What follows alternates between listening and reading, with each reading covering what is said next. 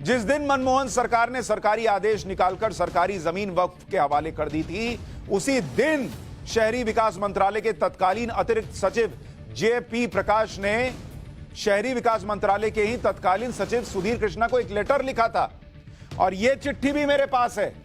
आप सोचिए कितनी ताबड़तोड़ कार्रवाई हो रही थी कि कहीं आचार संहिता लग जाए और ये जमीनें हम ना लौटा पाए तो क्या होगा। जैसे आसमान फट जाएगा, धरती फट जाएगी, आसमान गिर पड़ेगा। 5 मार्च को यह चिट्ठी लिखी गई थी और इस लेटर में यह लिखा गया था, बताया गया था कि कैबिनेट के फैसले को लेकर 4 मार्च को सचिव ने एक कॉल कर दिया था जिसमें 123 संपत्तियों पर फैसले के बारे में बताया गया है जिन्हें सरकार के कंट्रोल से हटाकर वक्फ बोर्ड के हवाले किए जाने का फैसला हुआ था। इसमें कहा गया कि कैबिनेट के फैसले को लागू करने के लिए आधिकारिक तैयारी कर ली जाए।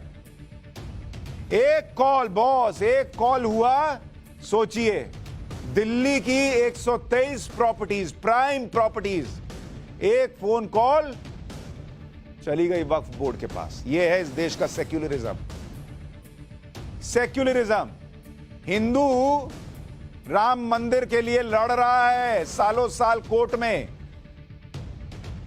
और उस जमाने में कपिल सिब्बल जाकर और वकील जाकर बता रहे हैं कि राम काल्पनिक चरित्र थे। ज्ञानवापी में मंदिर के लिए हिंदू कोर्ट में लड़ रहा है और वक्फ की 123 संपत्ति एक कॉल पे ट्रांसफर हो गई। दिल्ली की 123 सरकारी संपत्तियों को दिल्ली वक्फ बोर्ड के नाम किए जाने पर उस वक्त वीएचपी यानी विश्व हिंदू परिषद ने विरोध किया था।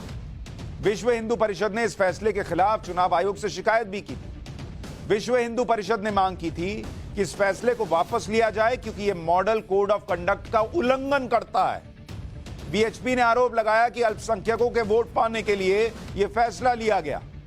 वीएचपी कह रही थी कि जो संपत्ति दिल्ली वक्फ बोर्ड के नाम कर दी गई उसमें कई संपत्ति दिल्ली की प्राइम लोकेशन पर है। वक्फ बोर्ड इसको बेच सकता है। ज्यादातर संपत्ति Connaught Place, Mathura Road, Lodhi Road, Mansingh Road, Pandara Road, Ashoka Road, Janpath, Sansad Marg, Karol Bagh, सदर बाजार, दरियागंज और जंगपुरा में है। और जो लोग दिल्ली का इतना भी जानते होंगे वो समझते होंगे कि कितनी प्राइम प्रॉपर्टीज थी। वीएचपी ने इसके खिलाफ दिल्ली हाईकोर्ट में याचिका डाली।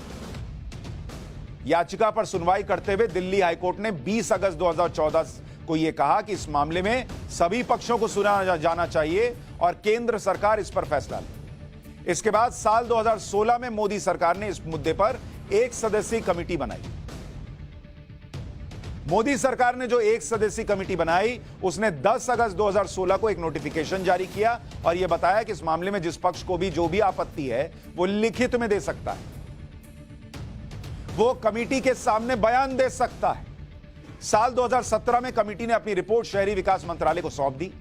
अगस्त 2018 में मोदी सरकार ने इस मुद्दे पर यह कहते हुए 2 सदस्यीय कमेटी बनाई कि पहले वाली कमेटी की रिपोर्ट पूरी नहीं थी। नवंबर 2021 में दिल्ली विकास प्राधिकरण ने इस संबंध में एक पब्लिक नोटिस भी जारी किया और कहा कि जिन्हें भी इन संपत्तियों के संबंध में कुछ आपत्ति है वो बता सकते हैं। जब मोदी सरकार ने 2 सदस्यीय कमेटी बनाई तो दिल्ली वक्फ बोर्ड ने दिल्ली हाईकोर्ट में याचिका दी। दिल्ली वक्फ बोर्ड ने इस बात पर आपत्ति जताई कि केंद्र सरकार ने 123 संपत्तियों में एक संपत्ति को आईटीबीपी को आवंटित कर दिया था। वक्फ बोर्ड 123 में से एक संपत्ति छोड़ने को तैयार नहीं है।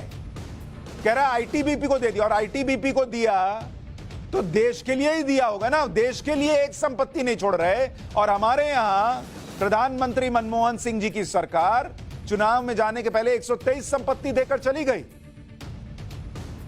और वक्फ बोर्ड कह रहा है आईटीबीपी को क्यों दे दी एक संपत्ति। यह संपत्ति दिल्ली के मथुरा रोड पर स्थित एक कब्रिस्तान है। कब्रिस्तान छोड़ने को तैयार नहीं है। जो दुनिया छोड़ के चले गए उनके लिए जगह छोड़ने को तैयार नहीं है। साल 2017 में इस जमीन को आईटीबीपी को दिया गया था। वक्फ बोर्ड ने हाईकोर्ट में यह दलील दी कि साल 5 मार्च 2014 को केंद्र सरकार ने 123 संपत्तियों का अधिकार उन्हें दे दिया। भाई उनके पास तो है, ये गजट है।